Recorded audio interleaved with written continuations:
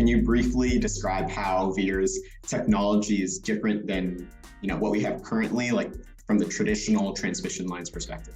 Study after study sort of demonstrate that we need a great deal more electric transmission current, not just in the United States, but also globally, to achieve greenhouse gas emission reduction and energy access objectives around the world. One of the big hurdles associated with transmission development is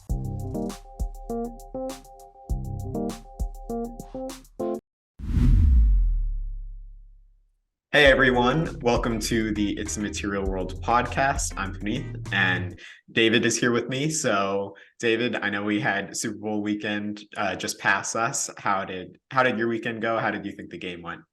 Oh, it was very exciting. One of our teammates is a big Eagles fan, so he was very, very sad. Sorry, Kyle. Sorry, Kyle. But no, I thought it was a really good game, and my favorite team, the Falcons, was out maybe even months ago. So at this point, I didn't really care. So no, I really enjoyed it. What about you? Yeah, I mean, I'm a Steelers fan, so we were, heartbrokenly eliminated right at the end of the season, but we didn't really have a chance anyways. This kind of showed Chiefs and the Eagles were at another level, and there's a long ways to go for us Steelers and Falcons fans. But some longer than others.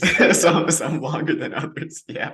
But it was a great game. It was a great game. I really enjoyed it. And yeah, looking forward to next year.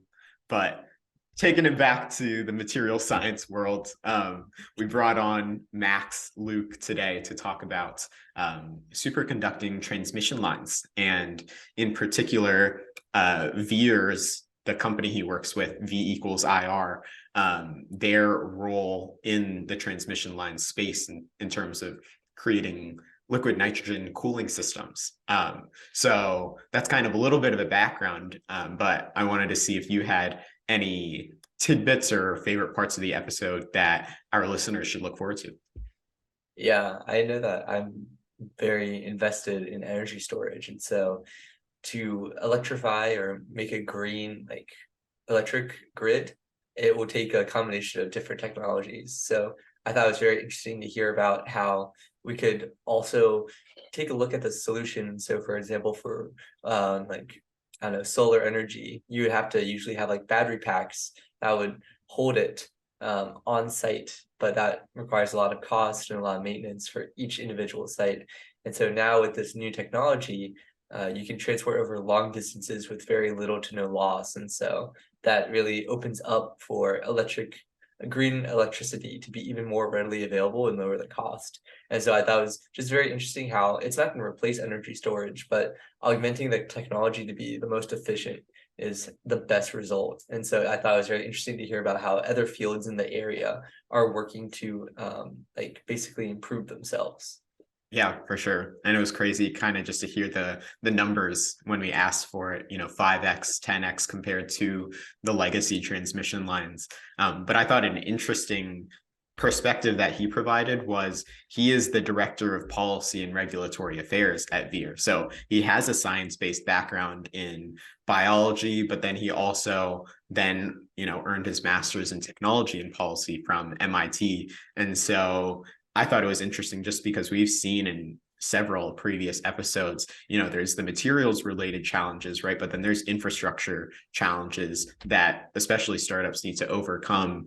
And a lot of that requires interacting with policymakers and being able to work with them to kind of drive innovation forward and really kind of pitch your company and why it's beneficial for them to work with you and establish legislature with regarding your company and your industry. So that is something that I would recommend kind of looking out for, is just hearing more about his background, seeing if that resonates with you. He has certain skill sets that enable him to be a great director from this perspective. So yeah, anything else that our listeners should keep an eye out for? No, I think that he gives a good insight into what it kind of takes to change such an old and institutionalized network. And so he gives outlook on what are the next steps and how we could slowly integrate new technologies that require these new material innovations that have been around for a few years, but are now finally seeing the first commercial use. So I thought that was very interesting as well. Absolutely. Absolutely. So before we get into the episode, we would just love for you guys to leave a rating and review on our podcast on your favorite, podcast platform. And then also, subscribe to us for future episodes. We release episodes every single Monday, Material Monday. So yeah, we've been going strong and we hope you stick alongside us. Hello, everyone. For today's episode, we're thrilled to welcome Max Luke, Director of Policy and Regulatory Affairs at VEIR, a company focused on developing superconducting transmission power lines. After earning his bachelor's in both biology and economics from McGill University, Max earned his master's in technology and policy from MIT, specializing in the economics and regulations of the electric industry. Max has held several roles in which he has led advocacy for new clean energy policies from governments and regulatory bodies. Specifically, Max's expertise is in advocacy for innovative technologies in the electric power and energy industry. Great to have you on the podcast, Max. Great to be here. Thanks for having me. Yeah, we're excited about this. And so let's get into what VEIR is all about. So I believe the overarching goal is to modernize the United States power lines by developing superconducting, super efficient transmission power lines. Can you briefly describe how VEIR's technology is different than what we have currently, like from the traditional transmission lines perspective? Absolutely. Study after study sort of demonstrate that we need a great deal more electric transmission current, not just in the United States, but also globally, to achieve greenhouse gas emission reduction and energy access objectives around the world. One of the big hurdles associated with transmission development is finding the land associated to build that new transmission line. So I'm going to use the shorthand siting and permitting for that process by which you find that land and to build a new transmission line. So the real innovation with VEIR is that we can deliver 5 to 10 times the amount of power of relative to a conventional transmission line at a given voltage level.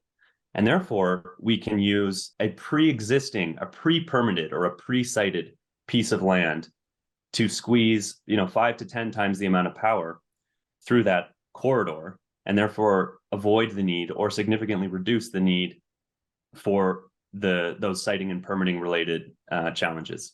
Wow. And so you told us kind of before the podcast started what VEIR actually stood for. And so I was just wondering, V equals IR, right? How does that law kind of come into play? And plus the materials perspective, because it's a material science podcast, how does all of that factor into kind of developing these more efficient, superconducting power lines? Right. So the company, we're called VEIR, VEIR, and V equals IR is Ohm's law. And this is the relationship between voltage, current, and resistance. So what VEIR is doing with superconducting lines is that our lines have negligible resistive losses. So this is a big deal. This is in contrast to conventional copper and aluminum-based transmission lines. As you squeeze more voltage through those lines, the resistive losses associated with the flow through those lines increases. And it doesn't just increase linearly, it increases as a square function. And so we use a class of materials called superconducting materials, which have been around since actually the 1980s. And in recent years, the material scientists have developed a class of superconductors called high temperature superconductors, which are sort of the best in class.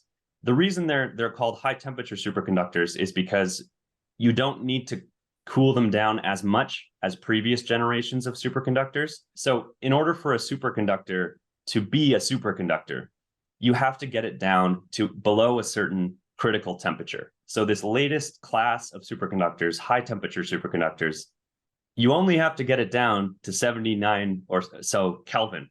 So this is still very, very cold, right? This is, however, it's warmer than the previous generation of superconductors, where you had to get them down to like in the tens Kelvin range. And the only way you can get to sort of 10 Kelvin is by using, for example, liquid helium. With this new class of relatively high temperature superconductors, you can now use liquid nitrogen which has a boiling point of around 79 Kelvin. The reason that's such a breakthrough is because nitrogen is extremely plentiful. 78% of our atmosphere is composed of nitrogen. Nitrogen is produced en masse in several industries, including the food processing industries, the medical sciences industries, the oil and gas industries. So there's already a robust supply chain for the production and shipment and transportation of liquid nitrogen. So we're going to be piggybacking on that existing supply chain to cool our lines. I guess we'll get more into it, but I guess could you briefly describe how you're able to disperse liquid nitrogen throughout your lines over like long periods of distance, or how does that process work? Absolutely. Should have mentioned previously. So our innovation is not in the materials itself. So we're taking these high temperature superconductors, which have existed for a while now. We're taking those, there's a growing supply chain associated with the production of those. Our innovation is really on the cooling system. And this relates to your question, David, because previous iterations of superconducting transmission lines, they use really complex and expensive cooling systems. So they use essentially large mechanical cooling systems in a closed loop of liquid nitrogen to flow cooled liquid nitrogen through the system.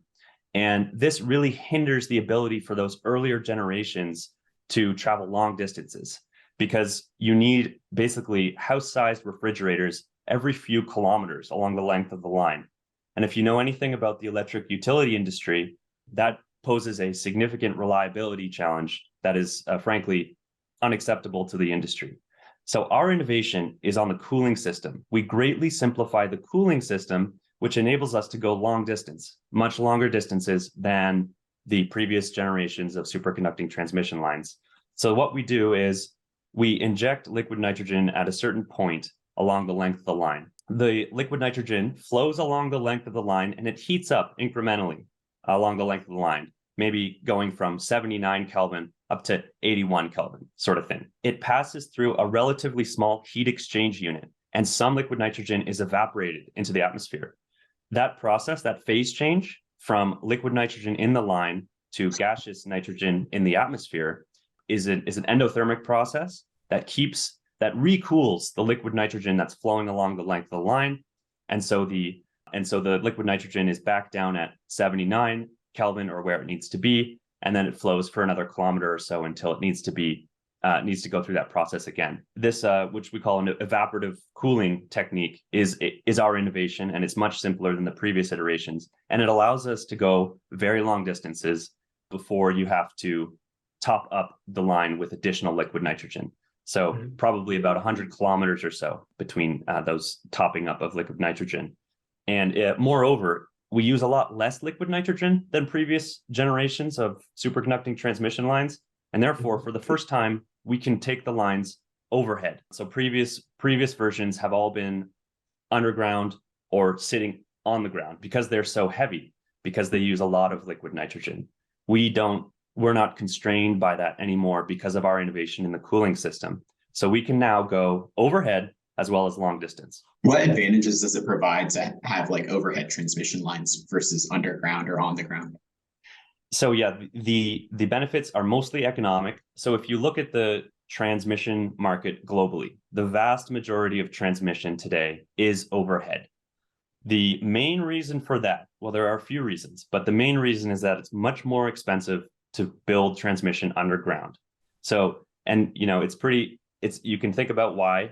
You have to dig up a trench and put a line in, and that trenching process, depending on the substrate and what surfaces you're digging into, can just be very, very expensive. Undergrounding can also be much more disruptive to the communities in which you're building the line. So for those reasons, a good rule of thumb is that an underground line is going to cost you 4x as much as an overhead line. So going to your liquid nitrogen evaporative solution, is this a passive system or does this require power itself? That's a great question. So yes, we designed it from the get-go to be a passive system. So there are no electronics in those heat exchange units that I referred to. There's a float valve and a heat exchange coil, totally passive system that we anticipate will have a shelf life of 20 to 40 years without having to even think about it. And in fact, we know we need it to be that reliable over that amount of time because that's what the industry requires. Many transmission lines today have been in service for 50 years, 60 years or more. So these are long-lived assets, and we know we need to meet that standard. And so we explicitly designed it so that this is an entirely passive system with no electronics and relatively few moving parts. Well, that's very interesting, and I think we're going to dive more into the effect of that. But first, if we take a step back, it seems like in your role, you interface between VEIR and legislators. What does your job actually look like? Do you appear in front of Congress, have one-on-ones with senators, or what exactly does the interface with governmental bodies look like? Yeah, so there's a great deal of activity, particularly in the last couple of years, and particularly in the United States, with respect to transmission. So in November of 2021, President Biden signed into legislation the bipartisan infrastructure law, also known as the IIJA.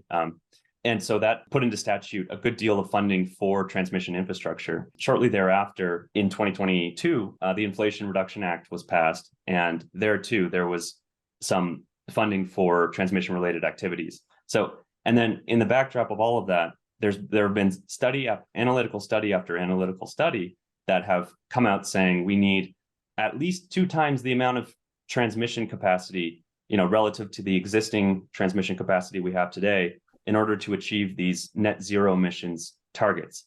So all that to say is that there's a great deal activity in the policy sphere and the public sphere now around transmission. So part of my job, what that entails is, yes, it's liaising with legislators, both at the federal level, but also at the state levels, to make them, sort of educate them on VEIR's technology and to explain what we're doing and to explain that and to reemphasize the need for additional transmission capacity in this country if we're to achieve greenhouse gas emissions reductions targets. So what does that liaison entail?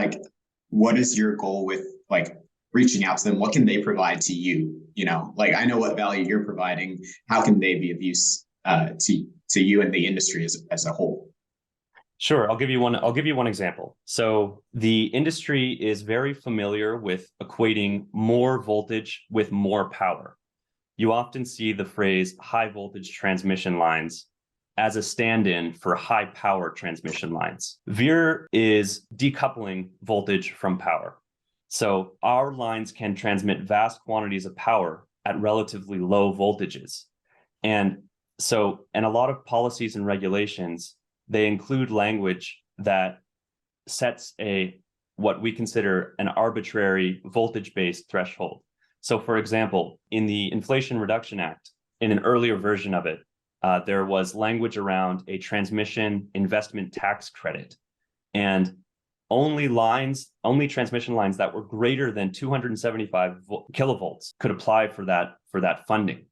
We consider this an arbitrary voltage threshold and it's not that there was any ill will or that we were being excluded or anything. It's just that people are so used to equating voltage with power. So one of the things we did is we went in and essentially lobbied first we attempted to try to sort of eliminate the voltage threshold and replace it with a power-based threshold. Ultimately, we landed on just including the word the phrase and superconductors within that bill language.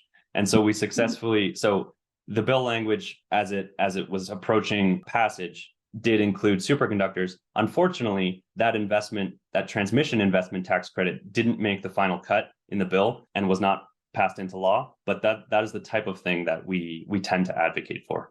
Got it. And so now for maybe a question about your personal journey. So I know you had a science-based background, biology and economics. What motivated you to get into kind of that realm of technology and policy, studying that degree and then getting into that space, in terms of your role? What kind of inspired you to follow that path? Yeah, my sort of education and career has been completely defined by sort of a desire to help with both climate change mitigation, but also energy access challenges. And so that's really what drove me to do environmental science at McGill University.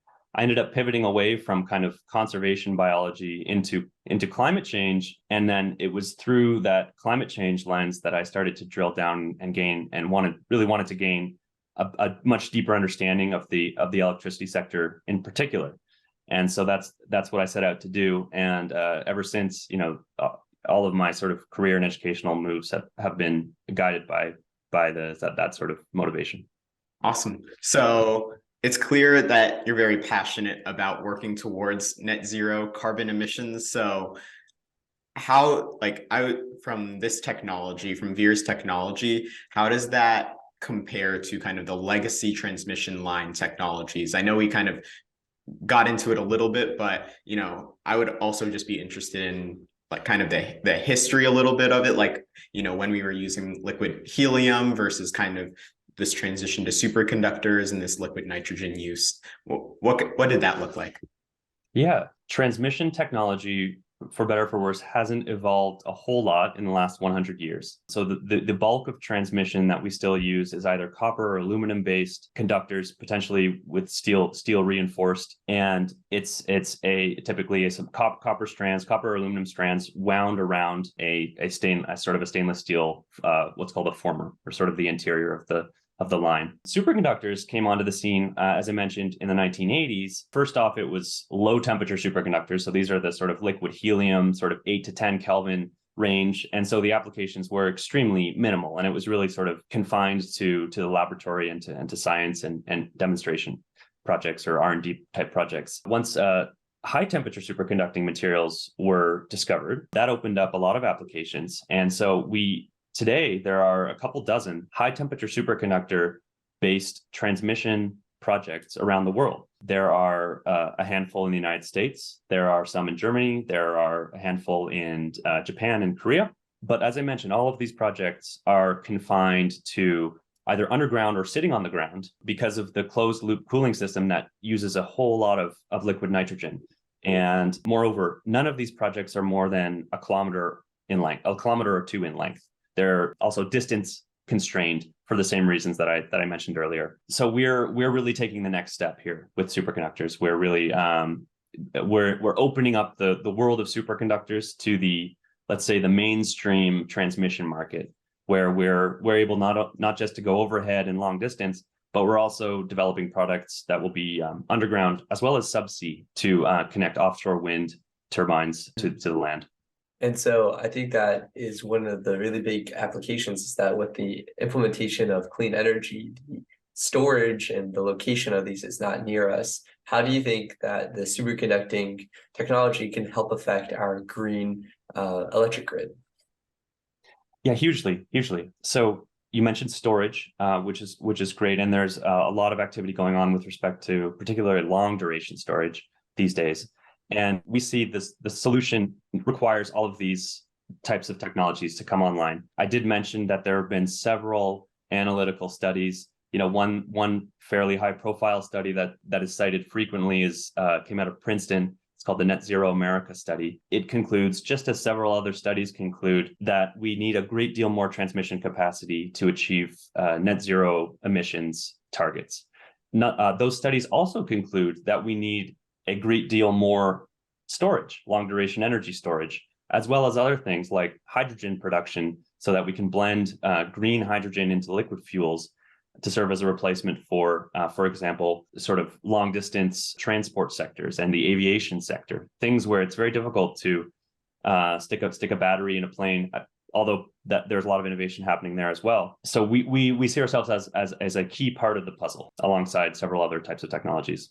And so one thing that I think is interesting is that the final product basically for the transmission industry is power, right? The I times current times voltage. And so your approach to solve this is by reducing resistance, which would increase the amount of current you're able to go at lower voltages, if I am understanding correctly. Is that basically the agreed upon way of new innovations, or are other people taking different ways to address this transmission issue? Yeah, that's a great question. And you did hit the nail on the head there. So by reducing resistive losses, we can get a lot more current to flow through our conductors, and therefore can get a lot more power to flow through our conductors. Within the transmission space, there are a couple. So that is one approach. There are other companies out there that are innovating around. They're not using superconductors, but they're using other types of materials that are attempting to do similar things, very similar things. Fewer losses, higher currents, and higher power. There are also another set of companies called grid enhancing technologies, and these are companies that are trying to essentially enhance the existing copper or aluminum based transmission lines.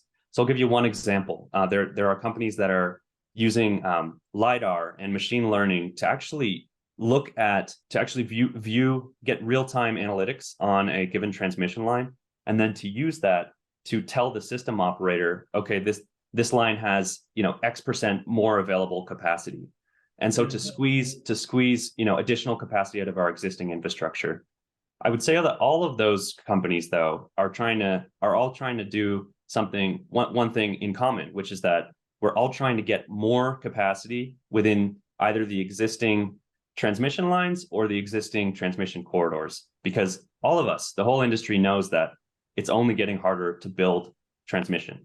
And then one final question I had was, so your solution is very beneficial cost-wise because you can do overhead, but with that causes some safety concerns. Is there any danger in having liquid-cooled nitrogen in the lines? Because I think the adage goes, current kills, but voltage hurts. And so now that we're putting even more capacity, even more current, what are the safety concerns of this new transmission technology, and what are you guys doing to address them? Yeah, so safety is a number one priority of ours. We are designing all of our products to be as safe or safer as existing transmission lines. This is absolutely critical to us. Fortunately for us, liquid nitrogen is an inert gas. It is a safe gas. 78% of the air we breathe is liquid nitrogen. Now, where liquid nitrogen does become a danger, as with many sort of inert gases, is when it crowds out oxygen in the atmosphere. So if you have a lot of liquid nitrogen in a confined space, it will displace the oxygen that we need to breathe. Fortunately, most, if not all, of our transmission lines will be outdoors where there's no risk of that happening whatsoever. With respect to other safety elements, we know we need to be as good or better than sort of existing transmission lines. Are there governmental bodies or regulatory bodies like in this space? Just, I know with the medical device industry, that's a whole process, takes years to ensure we have the proper safety factors, safety controls, et cetera. So what does that look like in kind of the transmission lines space?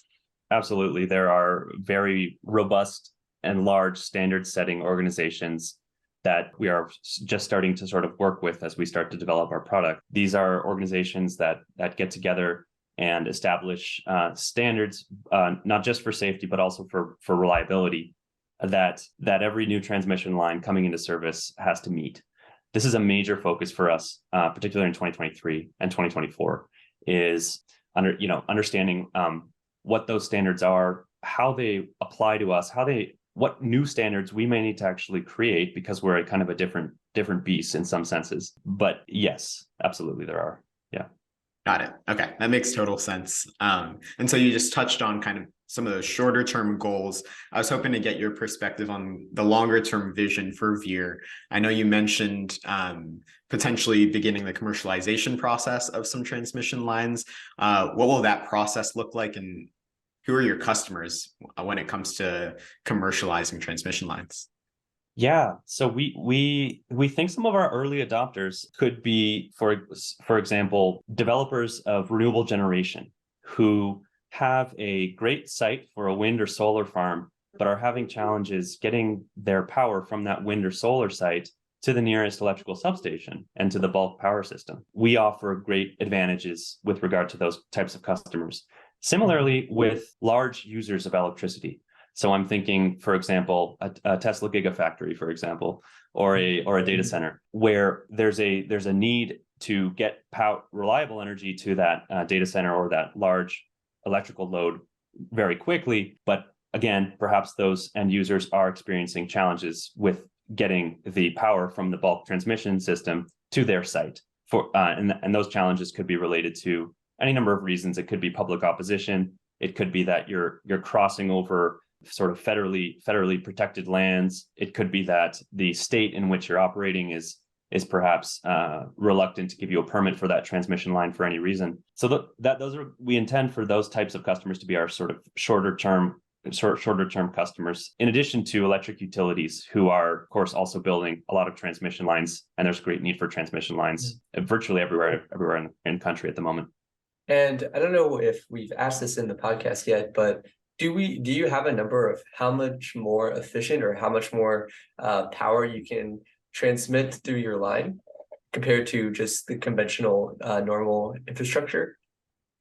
Yes, we're developing two types of our lines, one in alternating current mode and one in direct current mode. In alternating current mode, that's the harder challenge because we have magnetic losses and things like this. And so with our alternating current products, we anticipate being able to deliver up to five times the amount of energy as a conventional line. So to put this in perspective, a conventional 138 kilovolt line, you may be able to get about 180 megawatts through that line. With a VEIR solution at the same voltage level, 138 kilovolts, we can get up to sort of 1,000 sort of megawatts through that same line. In DC mode, where we don't have to deal with those magnetic loss issues, really the sky is the limit. A reasonable estimate is that we can get up to sort of 10x the amount of power through a direct current line relative to a conventional line at a given voltage level. Yeah, that's awesome. I guess one question I had is that VEIR is on the very cutting edge of technology, and you're reliant on this new brand of materials that has been invented and tested and seen, but hasn't really had a widespread use. How is that affecting your guys' roadmap when you're like trying to do something so new in the space? Yeah, that's a great question. And you're absolutely right. The global market for high temperature superconducting material has been very, very small. However, in recent years, like literally in the last 2 or 3 years, interestingly enough, the nuclear fusion community has been buying up huge quantities of high temperature superconducting materials for use in their fusion reactors. They wrap them around magnets. And so that has actually sort of increased the global production of high temperature superconducting material significantly just in the last few years. And we've also seen price drops as a result of that. We're confident, if we've gone in and looked at sort of, we know the process by which you produce the high temperature superconducting materials. We're confident that, there are no hard constraints that would prohibit the cost of those materials declining even further, and production scaling even more at a global scale. And we anticipate that we and some other players will sort of pull along that industry with us. That's awesome. And then I wanted to take it back. You mentioned kind of alternating current and direct current. I know this is more of like a basic electricity question, but what applications is AC required versus DC required? Why did you create technologies for both, essentially? Yeah, so we're starting with AC because for the same reason that we're starting with overhead, is that the majority of transmission lines today are part of a sort of meshed alternating current grids. The reason we have an alternating current transmission system is because back in the day when the transmission industry was evolving, we needed to move to alternating current in order to move power over larger distances. That's kind of flipped on its head now, in that direct current technologies have come a long way, and we now have the capability to move power through direct current lines over very large distances. So now there's a big push actually to develop long distance, high voltage direct current lines. So we're also developing products for that sort of potential market as well. We think we might have significant advantages there. The reason being that whenever you build a direct current transmission line, you need a converter station at both ends of the line to convert from direct current to alternating current, so that line can sort of interact with the existing surrounding alternating current transmission system. Because we're a lower voltage solution, we anticipate that the cost of those converter stations, which is normally exorbitant, will be reduced somewhat due to the fact that we're a lower voltage solution. And so I know that most of our applications in our house are DC, direct current. Would it be possible for low enough current, because currently, right, you would have to have that rectifier, the converter, like in your house or on the street. Is it possible just to send DC straight to our house now with this solution? You could, although the existing distribution network, the electricity distribution network that we're all surrounded by. So these are the low voltage networks that are owned by your local distribution company. For example, Pacific Gas and Electric, where you are, I think, David. Yeah. I don't know who's up. Maybe Alette, where you are. I'm not sure. Yeah. So those networks are all operated in AC, in an alternating current mode, and this has to do with this just historical path dependency that I mentioned earlier. There's no technical reason we couldn't do that. In fact, if we could sort of snap our fingers and redesign the grid from the ground up, that might be a much actually better solution. Awesome. So I guess as the current infrastructure ages, do you expect to see that a lot of people will want to just maintain status quo but insert your new technology? Or are we ever going to have a real redesign where we switch to this new type of format with the DC? Yeah, that's a great question. So we do see a lot of opportunity for redesign. We don't think it'll be wholesale top-down redesign, at least in the United States. It will be more piecemeal, incremental. But we are seeing a sort of a large, if you kind of look at this, I want to call it like the demographic curve of the age of transmission lines, we are seeing a large cluster of transmission lines that are reaching retirement age, going to be approaching soon. And so there will be a lot of opportunity, not just to replace those lines with existing capacity, but rather to replace those lines with additional capacity and potentially even sort of think about reconfiguring the topography of the existing network. So we do see a lot of opportunities in that space. You noted within the United States, right? And so that just led to kind of a natural question. Are you working with other countries as well at this time, or is that something for the future? Like, how does your role kind of evolve when it comes to interacting with governmental bodies outside of the US? Yes, so we are, and we're a global company, and nonetheless we're a startup company, and we're resource constrained, and we're biased toward the U.S. because of the fact that most of our employees are U.S. nationals and work here, live here. We've started to sort of explore opportunities in Europe, but absolutely we're also in talks with a few sort of entities in India as well as in Brazil. And ultimately, we certainly want to be in conversations one way or another with the right entities and on virtually every continent.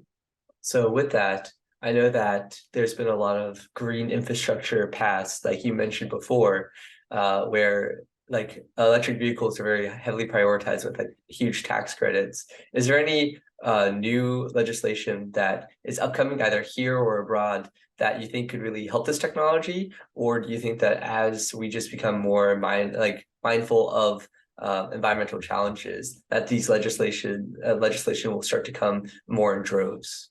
I'll just start within this. In this country, I don't envision too much legislation coming down the pipes in the next 2 years, given the makeup of of Congress currently. However, there's still a lot of activity within the agencies, the federal agencies. So there's one agency in particular called the Federal Energy Regulatory Commission, and they're actually in the middle of a rulemaking that would do some very interesting things. It would sort of encourage transmission planners to think more into the future with respect to their transmission plans. So currently, the status quo is that you plan for the next 3 to 5 years, but there's this increasing sort of consensus in the policy community that we need to actually be planning for the next 10 or maybe 20 years. And we need to be thinking about where are those renewable resource areas and how are we going to get the energy from those renewable resource areas to the load centers, to the electricity load centers where they need to be. So that's so there are actually some exciting developments at the federal agency level. Yeah. those are interesting questions to ask. So I'm curious, and I'm excited to kind of follow along VEIR's journey to see the impact y'all make in this space. But I wanted to kind of wrap up this episode with your own personal advice for our listeners who, you know, are pursuing a science-based degree, but as we've seen in past episodes as well, like policy plays a huge role, right? Or being able to communicate and liaise with policymakers is integral, or like it's, you know, very vital to kind of drive that innovation and be able to implement your technologies in real time. So do you have any advice for those types of listeners who might be interested in pursuing a similar career as yourself in terms of technology and policy? Yeah, absolutely. And so I think you said it well. Some of the best policymakers and regulators that I've encountered have engineering and STEM backgrounds. I'll just say that. So coming at the policy and regulatory world with a solid understanding of engineering and STEM is a great benefit to the policy and regulatory world. Also, VEIR is hiring. You know, we're scaling quickly. We're hiring like crazy. We've grown a lot and we're continuing to grow. Please feel free to reach out. And yeah. Awesome. Well, thank you so much, Max, for joining us today. It was an absolute pleasure. And I learned a lot about transmission lines. So I was not envisioning that going into this morning. Great. Yeah, it was great to be here. Thank you both for your time and for inviting me to be on the show. Absolutely. As a materials engineer, we can make an impact in nearly every single industry. But with that versatility comes a lot of different options to choose from. So if you have no idea which industry or position is right for you, believe me, you're not alone. I've been there, done that.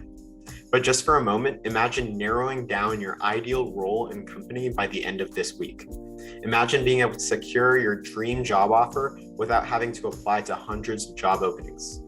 Our online course, MSE Academy, includes video testimonials, resumes, interview prep, and mentorship from materials engineers who have been in your shoes. We also connect our members with companies and industry professionals in our expansive network to help accelerate your job search as much as possible. To learn more and get started, simply click the link in the description below.